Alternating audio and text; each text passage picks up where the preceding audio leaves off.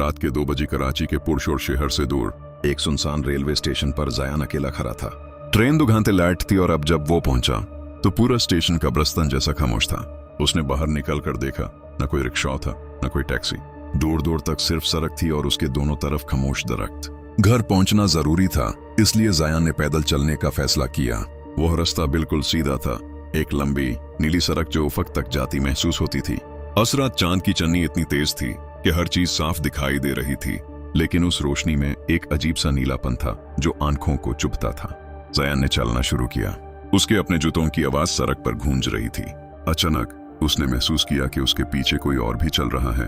वो रुका तो पीछे से आने वाली आवाज भी रुक गई। उसने मुड़कर देखा, सड़क बिल्कुल खाली थी।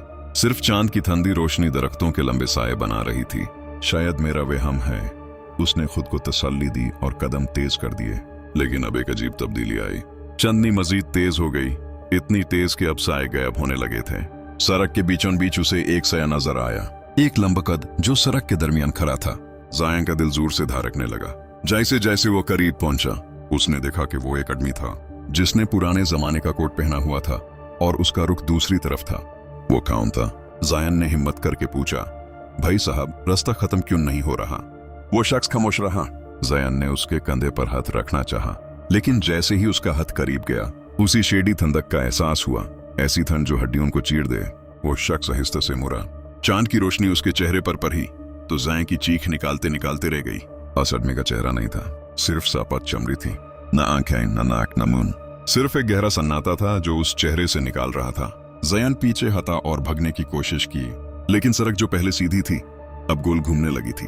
वो जितना तेज भगता वापस उसी बेचेहरा आदमी के पास पहुंच जाता। चांदनी अब इतनी जरदार हो चुकी थी कि हर चीज सफेद नजर आने लगी। अचानक ही उस आदमी ने अपना हाथ उठाया और जायान के कान में एक ठंडी सरसाराहट हुई। यहाँ रास्ते खत्म नहीं होते, सिर्फ मुसाफिर खत्म हो जाते हैं। अली सुबह लोगों ने देखा कि सड़क पर एक पुराना बग पड़ा था, क्योंकि वो रास्ता तो बरसों पहले बैंड हो चुका था। मगर आज भी तेज चन्नी रात में वाहन किसी के भागने की आवाजें सुनाई देती हैं।